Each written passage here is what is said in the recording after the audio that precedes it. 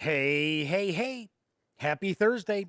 Come on in, pull up a chair. The Gaming Gang Dispatch is in the air.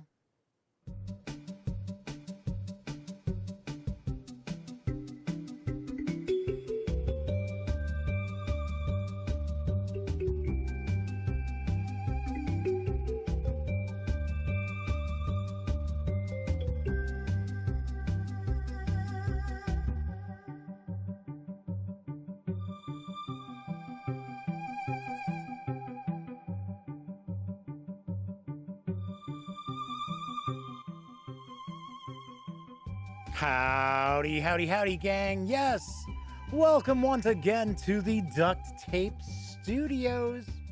I'm Jeff McAleer, your host here at the Gaming Gang Dispatch, presented by, amazingly enough, thegaminggang.com, of which I happen to be the Grand Poobah. I am the founder and editor-in-chief of the Gaming Gang. So welcome aboard. If this is your first time visiting, kick back, relax, take a load off. Not rocket surgery taking place here, just kicking back and talking about the latest in tabletop gaming. So we talk about board games, card games, role-playing games, miniatures games. Every once in a while, we'll talk a little PC gaming, which we shall tonight. And sometimes pop culture pops up. But for the most part, we're just talking tabletop gaming. Of course, if you are a longtime viewer, a constant viewer, thank you very much for joining me once again. Welcome back. So tonight is Thursday, January 14th, 2021. This is live stream number 605. Wow, pretty crazy. So I do want to mention, if you happen to like this video, by all means, please give it a quick thumbs up. Subscribe to the Gaming Gang channel if you haven't already. And if you do subscribe, don't forget, ding that bell. It will not only let you know when the Dispatch airs live, Monday through Thursday nights, right here on YouTube, as I bring you the latest in tabletop gaming news. It'll also inform you when I upload other videos, such as my upcoming review of Undaunted Normandy from Osprey Games. And of course, last night I did share my review of Symborum, the role-playing game, the core book from Free League Publishing. It is back up on my shelf behind me, so I didn't pop that one out. And of course, when you're not watching videos on the Gaming Gang channel, be sure to visit thegaminggang.com for all latest in gaming news, reviews, and a whole lot more. You know the drill. Get your geek on at thegaminggang.com.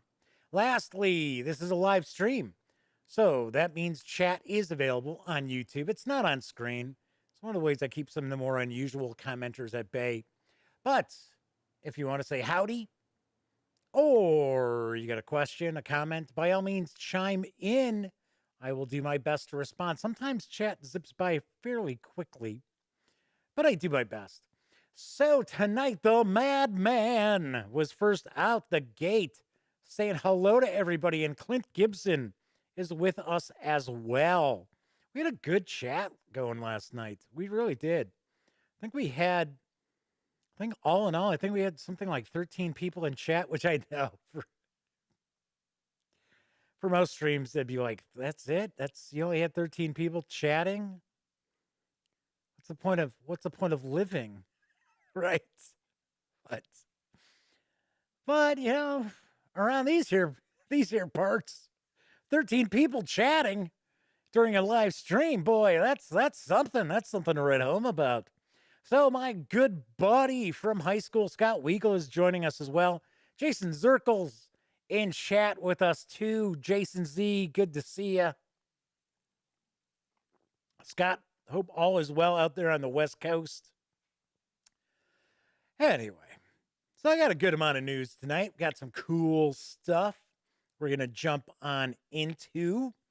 And, maybe, blah, yeah, just, I was going to say something, but I don't want, I'm trying not to swear. So, of course, I tend to drop, F-bombs on occasion. Scott says it's the wet coast. Yeah, here too. Here too. We've got rain and it's going to turn to snow. And the rain was coming out pretty good, so I'm hoping it doesn't turn to snow just yet, because that'll probably be quite a bit of snow. Anyway, so we'll go through the news and then see what's cooking. All right, so first off, arriving in February from Bezier Games is Maglev Metro. Here's the skinny. Welcome to the future of train games. With the use of cutting-edge magnetic levitation technology, transport passengers and robots beneath the cities of Manhattan and Berlin as efficiently as possible. Put your delivered robots to work by creating a seamless engine tailored to your unique strategy in the pursuit of victory. Deliver your passengers for big points at the end of the game. Maglev Metro is a tile placement pick up and deliver engine building game from Ted Alspach. It's for 2 to 4 players. The inventive transparent tiles in Maglev Metro create a train game experience unlike any that has come before. Now all route options are open to you regardless of how many tracks are already placed. Stand clear of the closing doors and enjoy the ride on Maglev Metro. And Maglev Metro utilized state-of-the-art magnetic levitation technology to build a metropolitan rail system transporting workers and robots beneath the city. Replace aging Manhattan and Berlin subway systems with newer, faster, quieter technology. Enhance your rail system's abilities so that your passengers arrive at their destinations first. Efficiency is your key to success in this pick up and deliver tile laying engine building game. That's a mouthful. Transparent tiles allow your route to overlap your opponent's tracks, winding you along from station to station. Robots efficiently upgrade and adjust your abilities, leveraging unique goals to maximize points. By the end of the game board has morphed into a modern subway map with brightly colored routes connecting stations all over the city. Maglev Metro contains 2 unique maps, Manhattan and Berlin. Maglev Metro is for, see, this is where it's throwing me off because they say 2 to 4 players. I have also seen 1 to 4 players. I gotta be honest, I'm gonna guess it's 2 to 4 players. It's for ages 14 and up, plays in 60 to 90 minutes. It's gonna carry an MSRP of $69.99 when it arrives in late February. Interesting. I do not play a lot of rail games. 18xx games are okay. Depends on what game it is. I have played some that it just put you to sleep. But this seems a little bit different. Nobody's buying stocks, selling stocks, buying up other companies or anything like that. Could be kind of interesting. Plus, it's not another werewolf game for a Bezier. So that's something. And it's Ted Alspach. Ted Alspach's a pretty popular designer. So, didn't he design, isn't it the Castles of Mad King Ludwig, or super popular game that I have never played. So, but very cool. I have never actually personally reviewed or actually played a Bezier game. Elliot, when he was with the gaming gang, he actually did I think he reviewed a couple of games that were Bezier. I know he reviewed the werewolf game. I'm positive. All right, moving right along. Arriving next month from Arcane Wonders is Sherlock 13. And it's certainly no mystery. Sherlock Holmes, John Watson, James Moriarty, Irene Adler, and other notorious characters have become the prime suspects of a serious crime. One of them is undoubtedly the criminal, but whom? Surely, with even Sherlock as a suspect, no one can be trusted. You must solve the case alone, deducing the true criminal with logic and wit. Hurry, for your fellow suspicious investigators are attempting to do the same. In Sherlock 13, first published as Holmes 13, the players take the role of a detective trying to unmask the famous thief Arsène Lupin. I don't think it's Lupin, isn't it? Lupin. I don't know. Who is among them in disguise? The game consists of 13 character cards with 2 to 3 characteristics each. Each characteristic is shared by 3 to 5 characters. The cards are shuffled and one is drawn and put aside. This card represents the disguise chosen by Lupin. The other cards are distributed evenly among the players. The players now tally the total of characteristics they have on their cards. Example, 2 detectives, 1 female, 0 genius, etc., and note them for later use. Players now take turns asking a question to gather new evidence. To all players, who has at least one of this characteristic, as an example, or to one player, how many of, let's say, this characteristic do you have? Using these clues, the players try to figure out which disguise Arsène has chosen. What card's missing? Instead of a question, a player may announce which character he suspects to be the criminal in disguise. That player then secretly checks the hidden card. If the suspicion was correct, the player wins the game. Otherwise, the player is eliminated and the other players continue. Sherlock 13 is for 2 to 4 players, ages 6 and up. Plays in around 15 minutes. It's going to carry an MSRP of $17.99 when it arrives February 3rd. Ah-ha-ha. So, a great day, and Flaming Heron are here in chat with us as well tonight. Welcome, welcome, gents. So, a great day says there was, like I said, I think it's pronounced Lupin. I don't think it's Lupin. Could be wrong, could be completely wrong, because I got to be honest, I have never watched any of the anime.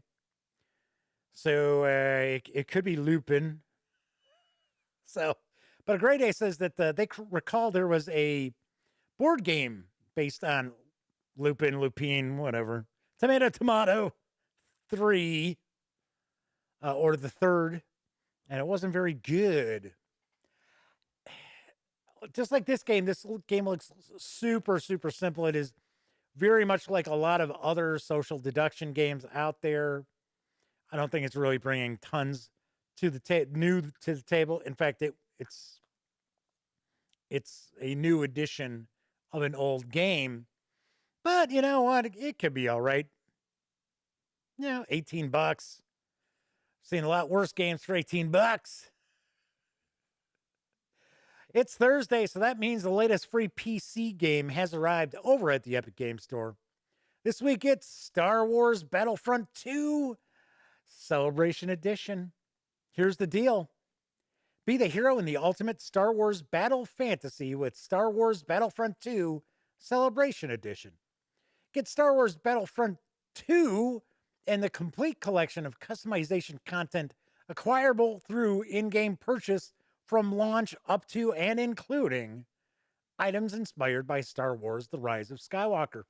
The Celebration Edition contains the base game, including all past and future free game updates as they release. More than 25 hero appearances, including 6 legendary appearances, plus 1 appearance each for Rey, Finn, and Kylo Ren, inspired by Star Wars The Rise of Skywalker. There are more than 125 trooper and reinforcement appearances, more than 100 hero and trooper emotes and voice lines, more than 70 hero and trooper victory poses. Customization content released after December 20th, 2019 is not included in the Celebration Edition. Embark on an endless Star Wars journey from the best-selling Star Wars video game franchise of all time. Experience rich multiplayer battlegrounds across all 3 eras, prequel, classic, and new trilogy, or rise as a new hero and discover an emotionally gripping single-player story spanning 30 years. Customize and upgrade your heroes, starfighters, or troopers, each with unique abilities to exploit in battle. Ride tauntauns or take control of tanks and speeders. Use the Force to prove your worth against iconic characters like Kylo Ren, Darth Maul, or Han Solo. Why did they throw Han Solo into that mix? I don't know. As you play a part in the gaming experience inspired by 40 years of timeless Star Wars films. There's actually a short video for the most recent edition of Star Wars Battlefront 2 Celebration Edition. So let's kick back, give it a watch, see what you can get for free.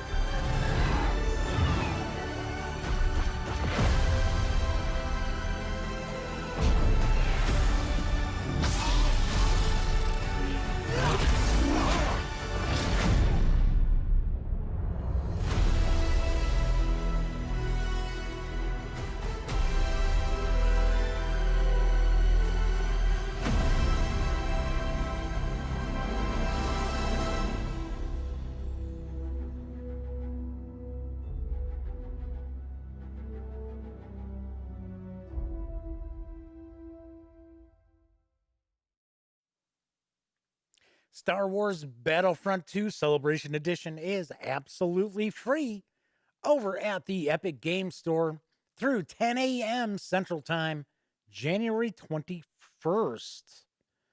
So, Flaming Heron says, I think the exclusivity is gone from EA.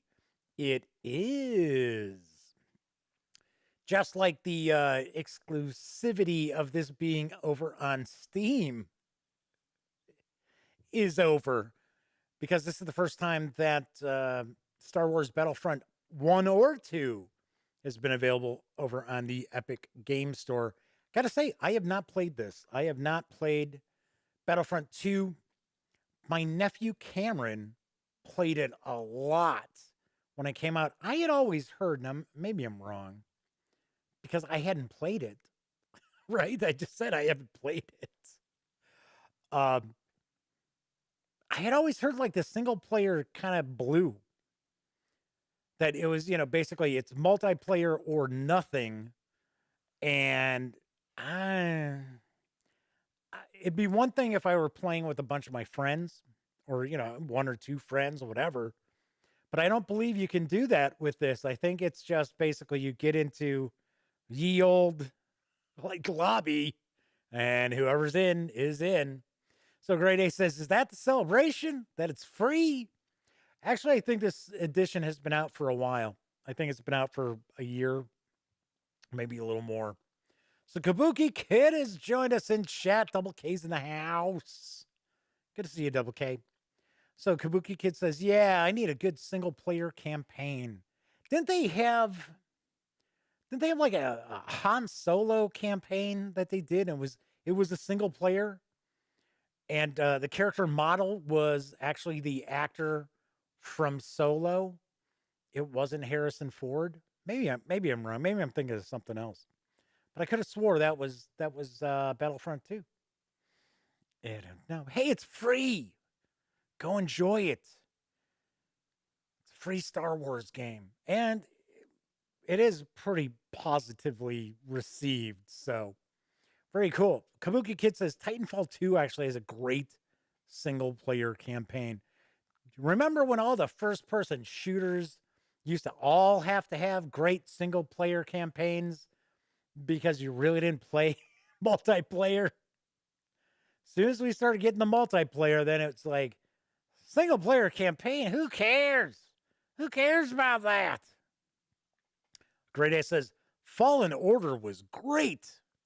Another Star Wars game I didn't play. And the funny thing is, I'm a Star Wars fan. I don't. I got to be honest. I don't get an opportunity to play enough video games. I really don't. But then, there's only so many hours in the day. Jason Z says they loved Quake. Yeah, I was always a big fan of like Doom. Oh man, Doom was pretty tough. Played a little Call of Duty. So yeah, pretty cool. All right, let's move on to some role-playing game news because there's an interesting looking Dungeon Crawl Classics / Mutant Crawl Classics adventure, which is up for Kickstarter crowdfunding for Studio 9 Games. Here's the dope on it. Welcome to Eastwood. I don't think Clint has anything to do with this. Well, howdy there, partner. If you don't mind me saying, you look parched. Perhaps a sarsaparilla and let me take a minute of your time. No matter how you got here, it's our pleasure to bleep. It's a bleep. Error, bleep, bleep, bleep. System failure. Welcome to Eastwood is a 28-page MCC or DCC sandbox adventure for first or second level characters. While it's made for Dungeon Crawl Classics or Mutant Crawl Classics, it could be adapted to almost any RPG world or system. Eastwood is the ultimate vacation theme park. Its Wild West veneer conceals the techno-wizardry of a powerful temporal field. After weeks or months at the resort, visitors could re-enter life moments after leaving for vacation and never miss a day's work. But neglect of its systems sends the entire park bouncing into distant pasts and futures. The adventure begins as the PCs stumble upon a strange village that mysteriously appears overnight. Getting into Eastwood is simple, but escaping proves to be a deadly challenge. This adventure was first played outside our local test group at the 2020 Bride of Cyclops Con. During the year that shall not be named, we are truly honored to share a lot of laughs and thrills with the players who dared enter Eastwood. There is a short Kickstarter video. It's not even a minute long, but I am going to share it because it shares a lot more artwork from this adventure. So let's take a peek.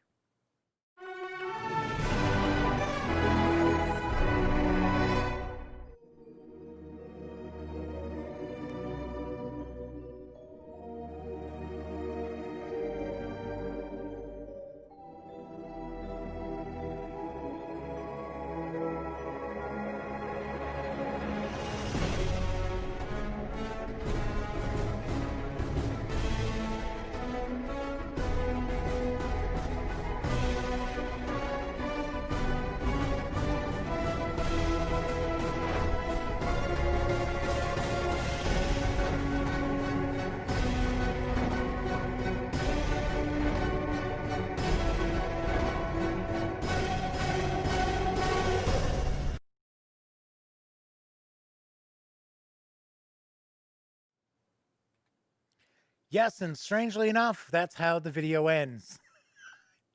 I don't know why. but it did share some of the artwork. Welcome to Eastwood has passed its funding goal, and you can receive both the print and PDF editions of the 28-page adventure for a $13 pledge through February 11th. Expected delivery of the physical release is this May. I'm going to take a guess that you are probably going to see the PDF way before this. It almost looks like the PDF is good and done. So not too bad. $13 for an adventure could be kind of cool. I do believe that the artist is also the author who does a lot of the Mutant Crawl Classics, as well as some Dungeon Crawl Classics artwork. So, kind of cool. Kind of interesting. I wouldn't mind giving this a peek. I'm sure it's gonzo, like most DCC or MCC adventures are. But it could be kind of cool. And I get a kick out of it. It's like, welcome to Eastwood, as opposed to Westwood. So, all right. Finally, now available in print and PDF for Vampire the Masquerade 5th edition is Cults of the Blood God. Here are the details from Onyx Path Publishing. When you've already experienced death, why have faith? If you accept that you and everyone like you is cursed by God, why cling to his word? When you return from the other side as a blood-drinking monster, what purpose serves belief? Kindred build and are drawn to faiths for myriad reasons. The exertion of power over a flock, satisfying their hunger in their beasts, elevation of the self, reassurance of the possibility of redemption, a grand plan they forged or that was bestowed upon them by secret masters. While some vampire cults span the globe, hiding in plain sight, others are fringe faiths with morbid practices and ancient conspiracies lasting centuries. Others, such as the incestuous Clan of Death and the malignant Church of Set, arguably the largest vampire cults of all, believe in a destiny that will enable them to impose their wills on the world of the living and the dead. Whether for power, salvation, or transcendence, all kindred cults wallow in blood. They shed it in sacrifice, demand it in their followers, and exalt in it in unholy baptisms, proclaiming their divine glories. These cults dedicated to blood gods are among the most insidious, damning sects of kindred, and tonight they approach their apex of power. Cults of the blood gods includes an in-character breakdown of the rise of esoteric beliefs among the ranks of the undead and how faith drives many of the major aspects of vampire culture. A host of religions, from historic theocracies and globe-spanning conspiracies to fringe cults and mortal beliefs arising in the modern knights. Introduced for incorporation into your character backgrounds or as supporting casts and antagonist groups in your chronicles. The history, structure, and ambitions of the Hecata? I don't know. Let's say Hecata. The vampire group known as the Clan of Death, as well as a chapter dedicated to playing a vampire among the necromancers and the rituals for their signature discipline, Oblivion. Guidance on how to use esoteric... What? I have no idea. Oh, Jesus. Ecclesiastical? Wow, that is a crazy word. It's, like religious. It's like, geez, very rarely do I run across a word that I really have a hard time pronouncing. That's one of them. Yeah, it's kind of bizarre. All right, anyway, and construct cults in Vampire, making them a vivid backdrop for your stories, including new coterie styles focused on cult play. Faith-based story hooks and a full chronicle centered on the activities of the Hecata, involving walking corpses, ghosts, ready-made characters, and the secrets of the most twisted family in the world of darkness. There's new lore sheets, backgrounds, and predator types for inclusion in your chronicles, encouraging player characters to engage fully with the material presented in this book. Yes, a grade A, you are correct. And the madman's correct. It's like, geez. It's like, damn. Hate trying to pronounce that. Cult of the Blood God is available as a premium 278-page full-color hardcover for $54.99 over at Drive-Thru RPG, or you can snag the PDF for $19.99. Of course, whenever I talk about Drive-Thru RPG, keep in mind the Dispatch as well as the Gaming Gang itself, obviously enough, are affiliated with the One Bookshelf sites. So if you are going to visit, say, Drive-Thru RPG, please stop by thegaminggang.com first. Click on one of our ads. Usually it's a banner. Sometimes it's a tower. Right now it's a tower. But if you click on that and you happen to make a purchase, say at Drive-Thru RPG, I get a little portion of that sale. And all those nickels, dimes, and quarters do add up to help keep the Gaming Gang around. So this was another Kickstarter for Onyx Path Publishing. I gotta be honest. Do people really play 5th edition Vampire the Masquerade? It does not seem like there are a lot of people playing it. I'm not saying that people aren't buying the books, because it's not unusual for people to buy game books and never actually play the game. It's just weird. I don't hear many people talking about Vampire the Masquerade, as people are still continuing to talk about their single player campaigns in PC games. Talking about Wolfenstein Youngblood. Yeah, there wasn't much to that. That did not get reviewed very well. I remember that.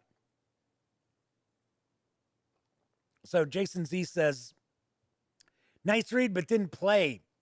I assume Jason's talking about Vampire the Masquerade. Scott says, no, buying and not playing does not happen. Oh, but it does. Yes. The cult of the new artwork collecting. That's possible. Yeah, like I said, I don't know. The thing is, it was a big deal when it was coming out. Everybody was, going apeshit over it, that it was on the horizon, and Modifius Entertainment was publishing it. And I don't know. Once it came out, I mean, I reviewed it. Thought it was all right. I said in my review I would not play it or run it. Just didn't like the fact that you're effectively a monster. There's no getting around it. There is no, oh, hooker with a heart of gold. No, you're a monster. And I mean, you can role play that you fight against that, but it doesn't matter. So yeah, that did not win me over. I thought it was nicely put together. Yes, there has been umpteen different, various different scandals, I guess we'll say, surrounding it. So I don't know. So Kabuki Kid says that they used to play Hunters Hunted. So they were humans fighting the vampires and werewolves and all that. So yeah, World of Darkness, boy, there is a lot to unpack with World of Darkness. And that's just going back to when it was White Wolf. And it was kind of like, okay, man, there's a lot. And then throw in all the other companies that had gotten involved. People still don't know who exactly's got the rights to do what with World of Darkness. Because you've still got White Wolf, which is, I thought they were basically dead and buried, but the World of Darkness website is them.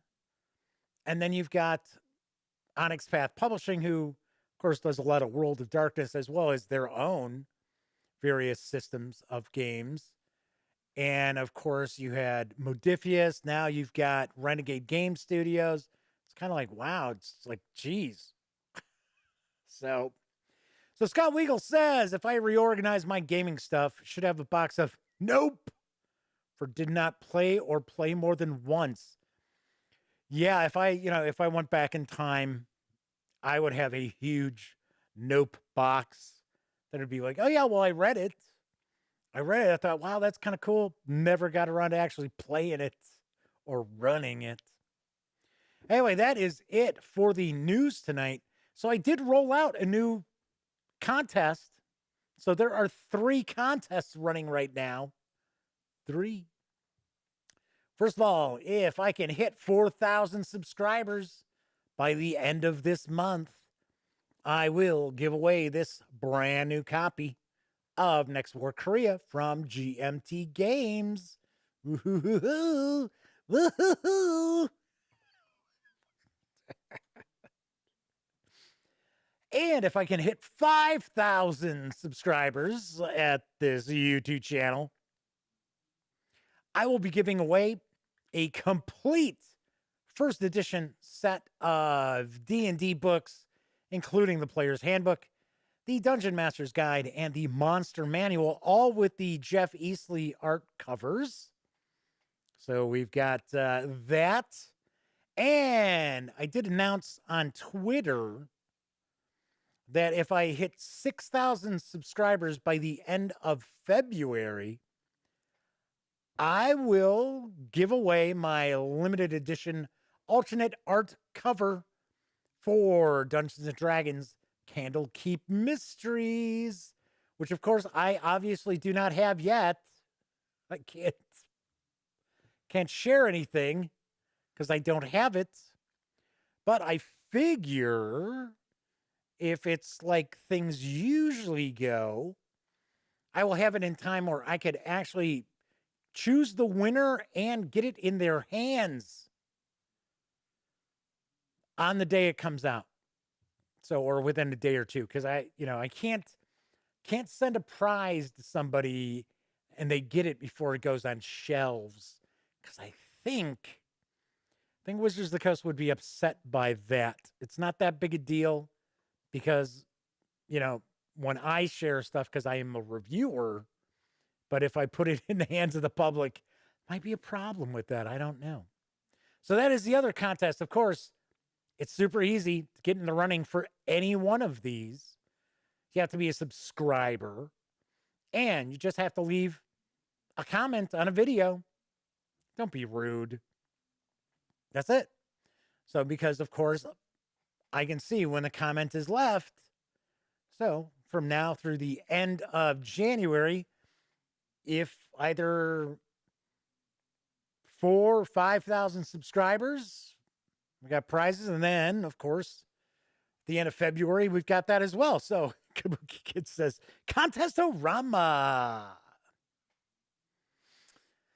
And yes, we are at 3,831, I think is what it was earlier today when I took a peek. Flaming Heron says, maybe people haven't seen the 6K target because you haven't jumped in your subs yet.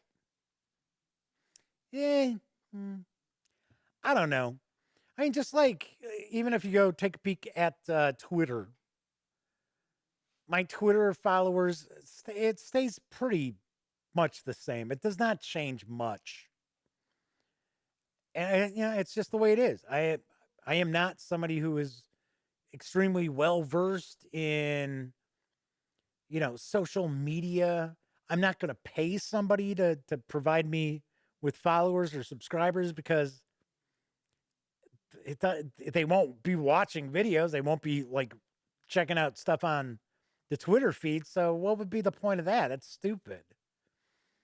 That's too cheesy. And I know there are a lot of people out there who do it.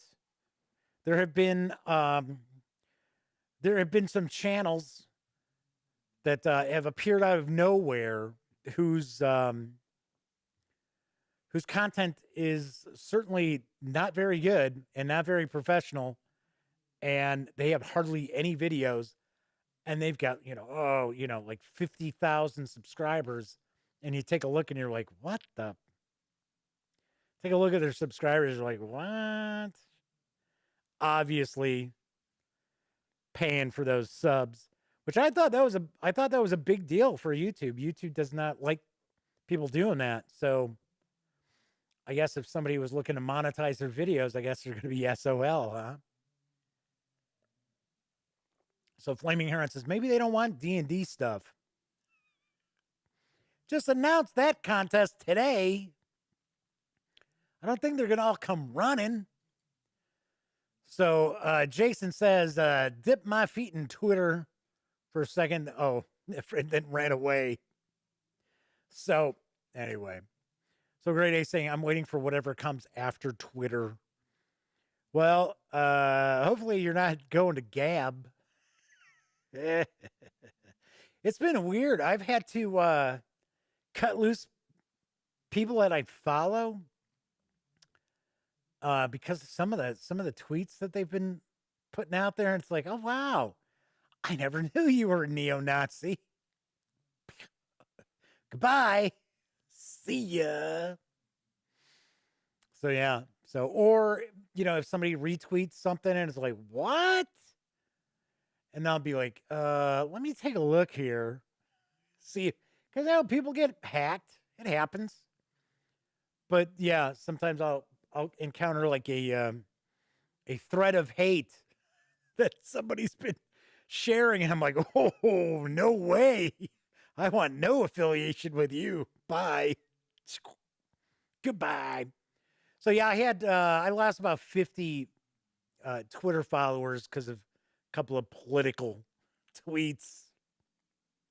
I don't care. I'm like, big deal. So what? Like, don't let the door hit you in the ass on the way out. In fact, that's actually what I posted on Twitter was, if you support armed insurrection against my government, don't let the door hit you in the ass as you leave. So Kabuki Kid says, Flaming Heron's a Nazi? Mm-hmm. Flaming Heron says, oh, now I'm worried about you checking my Twitter feed. The funny thing is, I honestly don't spend much time on any social media platform because Flaming Heron says, no, thank God, no. He is not a Nazi. Hey, speaking of Nazis, my Undaunted review will be up soon. Anyway, most of the posts in that are on, say, like, Facebook is a waste now. It's not even worth posting on. I have an auto poster, so when I put out a new article or news piece or something on gaminggang.com, it'll automatically post that to Facebook, Tumblr, as well as Twitter. So when people see that I've got like articles popping up on Facebook, I'm not personally over there doing it because Facebook wants to charge you to share what you post with people who have gone out of their way to actually like and follow your page. So it's like, really? No thanks. Because there were actually a good number of people who'd started following the Gaming Gang over on Facebook. And then I'll notice that they'll share like a post with like 15 people. It's like, what?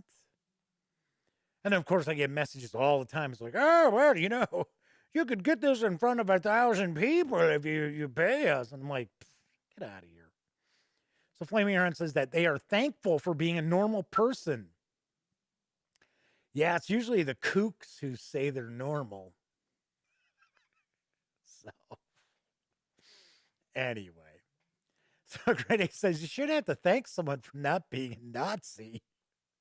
No, you really shouldn't. It should kind of, well, it used to go without saying that the assumption was if you met a stranger on the street, they weren't a Nazi. I don't know if that's necessarily the case anymore. Anyway. All right. So that is it for, or they're stable, very stable geniuses. Yeah. Oh, the days are just dropping away. Can't wait. Crispin Glover calls himself normal, says a grade A. You know, and the funny thing is, Crispin Glover seemed like a normal guy until that appearance on David Letterman. I remember I was watching that live when that took place, and I was like, what the hell's wrong with this guy? Anyway, as I like to mention, if you like this video, by all means, please give it a quick thumbs up. Subscribe to the Gaming Gang channel if you haven't already. If you do subscribe, ding that bell, because it'll not only let you know when the Dispatch streams live Monday through Thursday nights right here on YouTube, so I bring you the latest in tabletop gaming news, but it'll also let you know when I upload other videos as well, such as my upcoming review for Undaunted Normandy from Osprey Games. And of course, when you're not watching videos on the Gaming Gang channel, be sure to visit thegaminggang.com for all latest in gaming news, reviews, comics, movies, TV. You know the drill. Get your geek on at thegaminggang.com. So yes, Kabuki Kid says the infamous Letterman appearance. Yes, one of my favorite parts of Letterman used to always be the Leary Bud Melman. Always loved Larry Bud Melman. He was, some of the stuff that came out of that guy's mouth just cracked me up. Unfortunately, I think the funniest thing he ever said, I'm not really going to repeat. Harvey Pekar, yes. The comic creator, Harvey Pekar. All right. Anyway, that's it for this time out. For those of you out there who were watching live, thank you very much. I always appreciate you taking some time out to join me in chat, hanging out, make sure that I don't look like a complete doofus, just babbling away, staring into the camera. But I do know there are a lot of people out there who don't have an opportunity to watch live. Maybe you're watching after the fact on Memorex. Regardless, I certainly appreciate you taking time to watch as well. In fact, I got to give it up to anybody who takes time out to watch any of my videos. So we've got a weekend ahead of you. This is my last show for the week, because I only stream Monday through Thursdays. So everybody enjoy the rest of your Thursday, Friday, whatever day it might happen to be that you're watching this.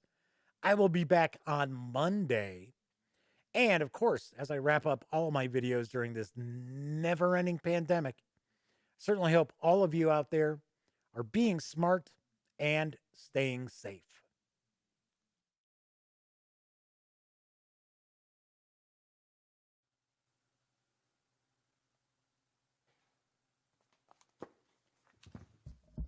Oh, you're still here. Well, if that's the case, if you'd like to subscribe to the Gaming Gang channel, by all means, click right here. And if you'd like to check out one of our recent live streams, click right up top. And if you want to roll the dice and see what the algorithm for YouTube recommends, click right here.